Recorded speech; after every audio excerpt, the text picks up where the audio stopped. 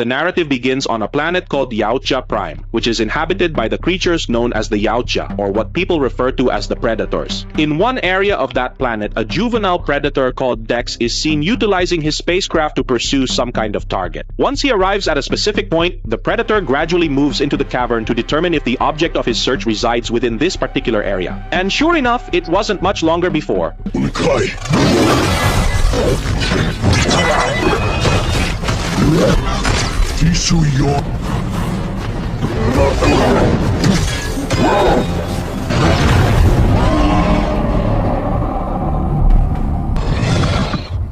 Apparently, that was a training session between two brothers, Quay and Dex.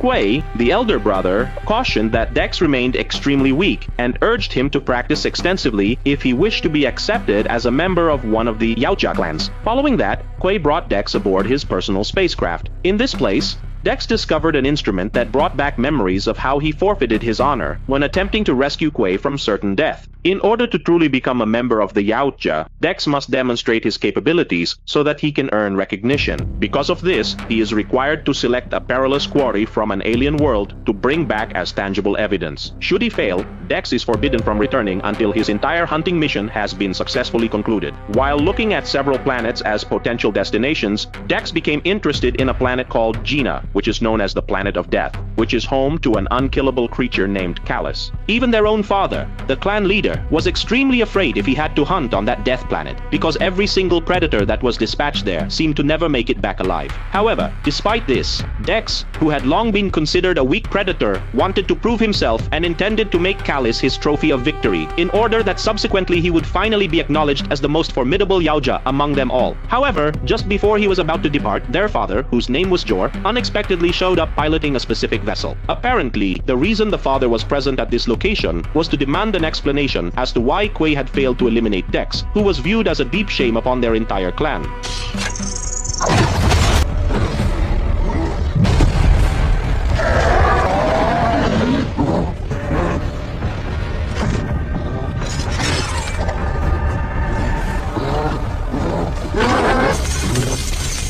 Against all expectations, it turned out that Quay actually rescued his sibling from certain death and then imprisoned him within the aircraft. But as a result of what he did, Quay was forced to face the repercussions, meaning a direct confrontation with the father. During that intense battle, Quay was unable to accomplish much. Just before he perished, Quay successfully initiated the airplane system, which resulted in the aircraft departing and transporting Dex over to the planet Gina.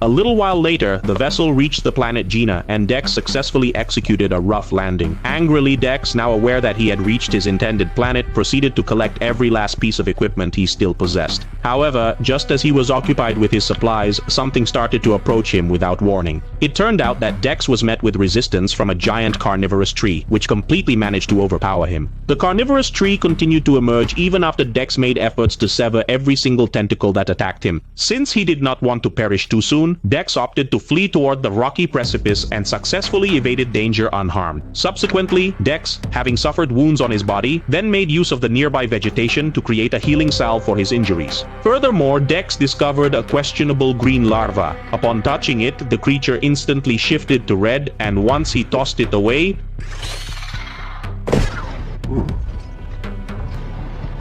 continuing onward from that spot, Dex eventually reached a clearing overgrown with wild grasses, featuring flower buds that reacted to proximity. As he proceeded with caution, all of a sudden, a woman shouted a warning that a flying creature was setting a trap for its prey by hurling rocks at the poisonous flowers capable of spraying venom that would cause the victim to become paralyzed. At first, Dex was hesitant to accept the help offered by the woman. But once the woman learned that the Yautja was here with the sole intention of eliminating Callus, Dex finally consented to her aid. But unfortunately, because Dex had already been hit by a poisonous thorn, his body slowly began to lose consciousness.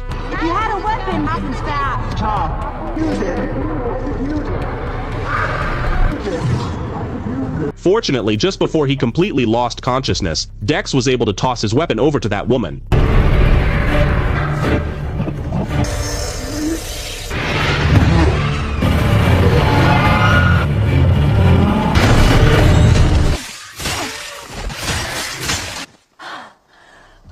This woman named Tia is actually a synthetic robot who managed to create an antidote from a black flower and subsequently administered it to Dex. Having been secured, Tia then clarified that the Weyland-Yutani company had dispatched her to the planet Gina a total of 2 years in the past to conduct an investigation into the indigenous life forms present there. Well, by the way, the timeline for the Predator Badlands itself has actually not been officially confirmed yet. However, various sources suggest that the timeline for this film is set in the 2400s, or after the film Alien Resurrection, which took place in 2381. Okay, let's get back to it. After that, Tia also explained that Dex was not the only Yautja who had ever hunted Callis on this planet. However, despite many predators conducting hunts, it turns out that not a single one of them managed to survive. Callis is the very reason why the lower part of Tia's body vanished, an event that occurred while Tia's team was attempting to explore this planet, at which point they were abruptly ambushed by Callis. Tia subsequently proposed a partnership to Dex, revealing the location and promising to assist him in vanquishing Callis. Tia undertook all of those actions in order to reclaim the piece of her body that had been severed.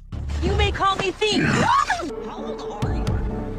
Throughout the trip, he kept inquiring about the name of this Yautja who was holding him, and specifically how it managed to eat with those external fangs. However, that night she told more details about herself. So, 2 years ago, they were sent by humans from Earth to investigate the planet Gina and establish a base. Of all the synthetic sent, only 2 possessed special abilities, namely Tia and also Tessa, both of whom were equipped with sensitivity sensors mirroring human ones in order to gain a deeper comprehension of the life forms on planet Gina. Regrettably, Tessa has vanished now, subsequent to their entire team suffering a savage assault by the Callis. What Tia remained unaware of, though, was the fact that Tessa had actually been saved by the Weyland-Yutani military contingent and transported back to the main base for necessary maintenance and fixing.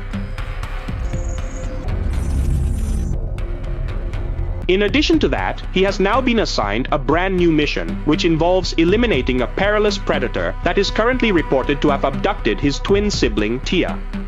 On the following morning, Dex and Tia proceeded with their travels. Well, because Dex was feeling hungry, Tia then suggested that Dex try hunting a bone bison, which is Callis' favorite food. Bone bison. So exciting. They're Callis food. However, to their misfortune, just as they were about to react, Dex and Tia were suddenly shocked by the sudden appearance of a primate creature which they would eventually name Bat. And it turns out that Bat also intended to hunt the bone bison. Is better.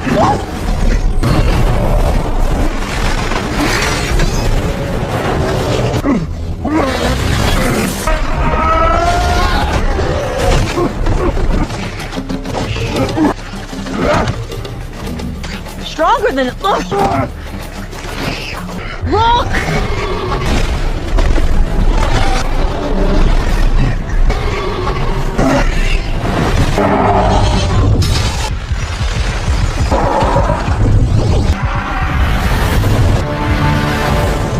Before he could celebrate, Deck was attacked again by an insect called Luna. Amidst the hurried situation, completely out of the blue, the bat that had been rivals in securing sustenance suddenly offered assistance by leaping right into the maw of that monster, creating a diversion. After successfully surviving, the 3 of them then tried to escape. It was here that Deck tried to capitalize on the circumstances by felling a large tree, intending to use it as a makeshift bridge to get closer to that being.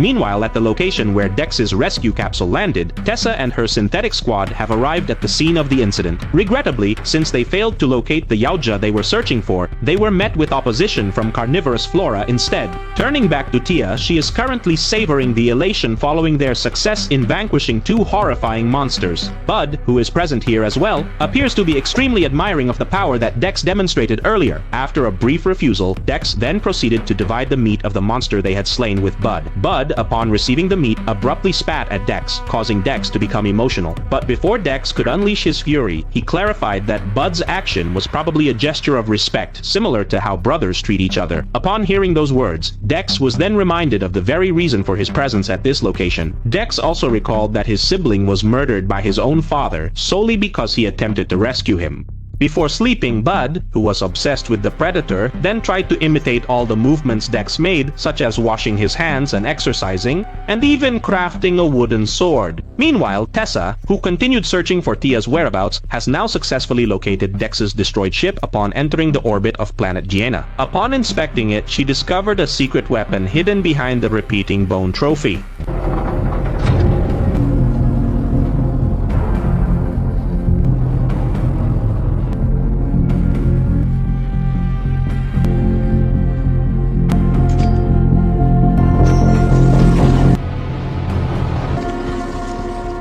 The following day, Dex and Tia carried on with their travels, leaving behind Bud, who remained fast asleep. Even though Tia looked upset about that choice, she was powerless since Dex seemed completely unconcerned about Bud's prior actions. While taking a break, Tia asked for the explanation as to why Dex's father murdered his own sibling. Upon hearing that information, Dex proceeded to clarify that the event occurred because his sibling attempted to shield Dex, who was meant to be executed for bringing dishonor upon the Yaoja clan. At this point, Tia went on to mention that on Earth there exists a predatory beast known as the wolf, which enjoys hunting in groups. Their dominant leader is Alva, but Alva attained leadership not due to having the highest kill count, but rather because Alva serves as the guardian for his entire group. Both of them subsequently continued on a rather long journey ahead of them. To make a long story short, they finally reached Callus' lair, an area that displayed numerous destroyed vehicles and equipment belonging to Weyland-Yutani. Tia ultimately succeeded in locating the lower portion of her body, and then Tia got ready to attach that body to the equipment that was still left and functional. While they were waiting, the alert system suddenly went off.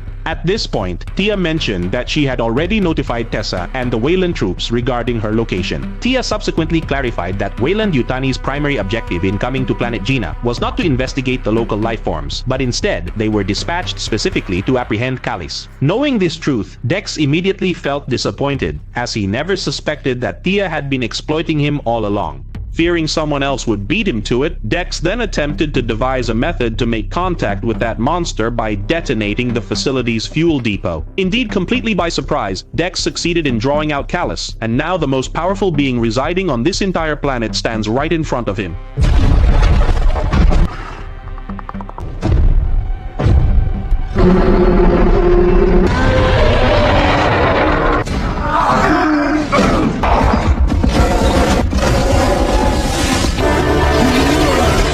In the course of his battle, Dex came to understand that this being he was confronting possessed regenerative capabilities, as immediately upon the regrowth of its tail, the creature immediately threw Dex, hitting Tia, which caused the process of Tia's body rejoining to fail completely. Following that, a frustrated Tia eventually entered the fray against Callus, but regrettably, regardless of the frequency of their confrontations, both remained incapable of overcoming Callus. Just as Dex was about to be finished off, unexpectedly, the creature smelled a familiar scent coming from the predator's body. But before either of them had a chance to respond, Tia and her forces abruptly showed up and apprehended the pair utilizing the armaments belonging to Dex that he had pilfered.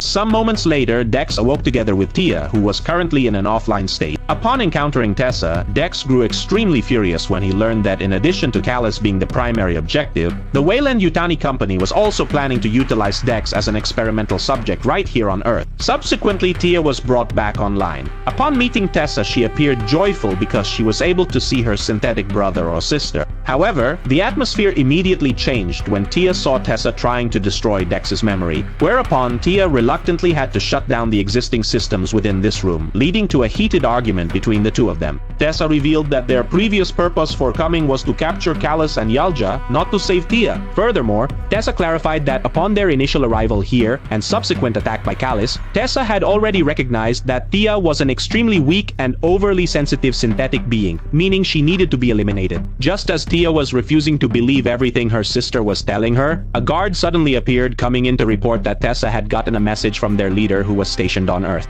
Exploiting that moment, Tia, who possessed the ability to communicate in the Yaoja language, then attempted to play on the guard's curiosity regarding an artifact from the Yaoja species by claiming that the device was actually a map of their location. What is the device? He says it's a map. How does it work?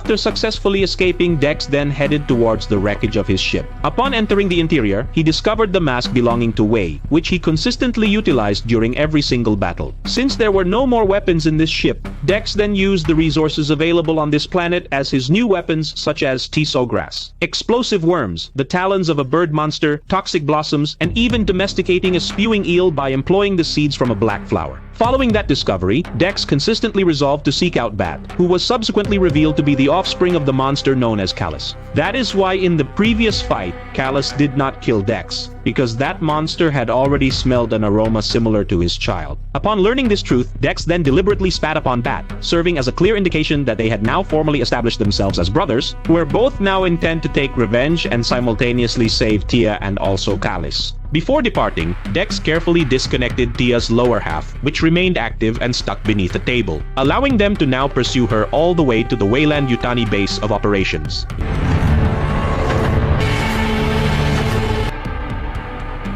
Upon arriving at that location, Dex promptly deployed the array of traditional weaponry he had readied, which included the Bat, who also lent his assistance. They managed to overcome nearly every single synthetic guard with relative ease. The same applied to Tia, who ultimately succeeded in rejoining her lower body section.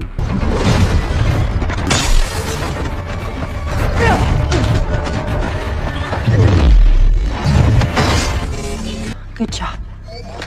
Now that they have explained that Bat is the son of Callus, it is imperative that they quickly release Callus before that monstrous being is dispatched down to Earth. Because of this, both Tia and Bat are making plans to liberate Callus, while Dex will be pursuing a brand new target with the sole intention of securing the winning trophy. At the very moment Dex managed to successfully lure away the entire troop contingent, Tia and Bat seized the opportunity by attempting to infiltrate the main transport vessel. On the other side, Dex succeeded in defeating all the synthetic troops using a poisonous tree. It wasn't long, however, before Tessa finally made her entrance, operating a colossal gigantic robot.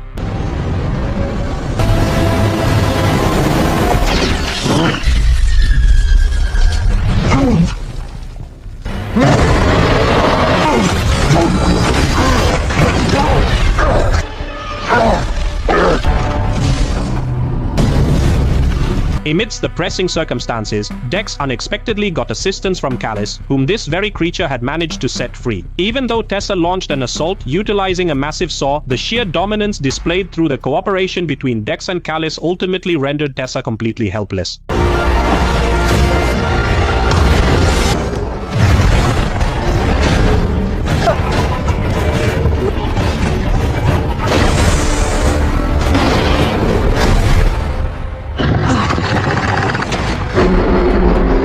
Cursing the timing, right after believing everything had concluded, Callus was suddenly struck by intense pain, which left Dex and the rest of the group completely bewildered. Until Callus's body suddenly exploded due to the ice bomb detonated by Tessa from inside Callus's body. Realizing that Tessa was still alive in a terrible condition, Dex, not wanting his friends to get hurt, swiftly moved to rescue Tia, who was currently being targeted by a weapon originating from the Yautja species.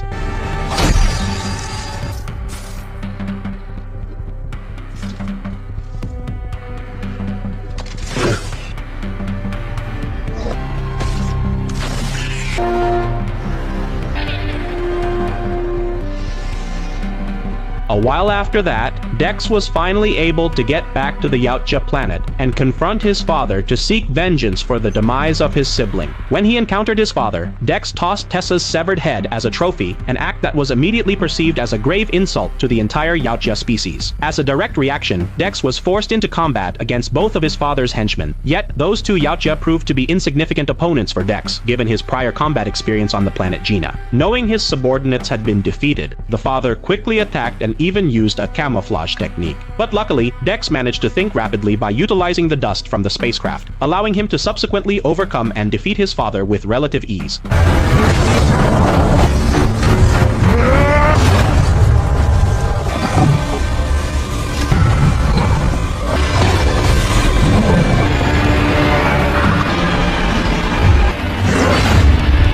Prior to his demise, his father attempted to offer him a position, acknowledging that Dex was indeed a very powerful Yautja. But in this situation, Dex decisively rejected the offer, declaring that he intended to establish his very own clan.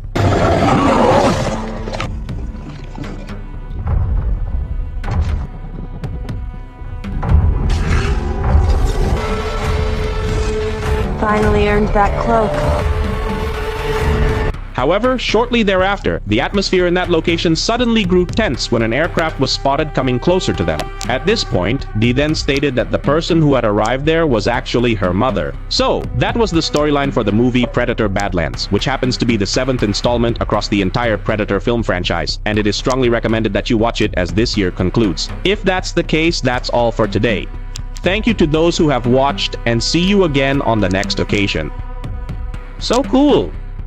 Ciao.